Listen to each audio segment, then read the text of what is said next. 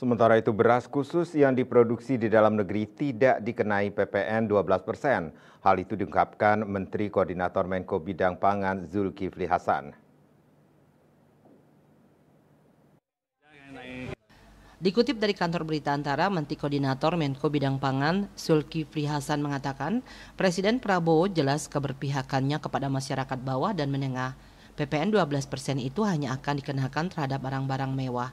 Beras medium dan premium tidak terkena PPN 12%.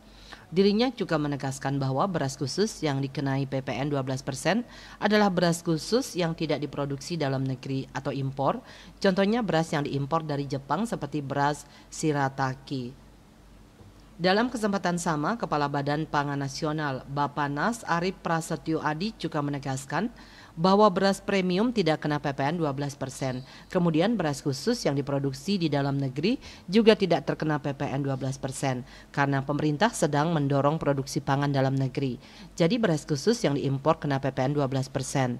Sebagai informasi, pemerintah akan menanggung kenaikan pajak pertambahan nilai PPN sebesar 1% untuk 3 komoditas saat PPN 12% diimplementasikan pada 1 Januari 2025.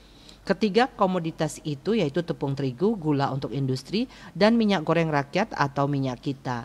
Ketiga komoditas itu dinilai sangat diperlukan oleh masyarakat umum sehingga pemerintah memutuskan untuk menerapkan PPN ditanggung pemerintah DTP atas kenaikan tarif PPN yang bakal berlaku.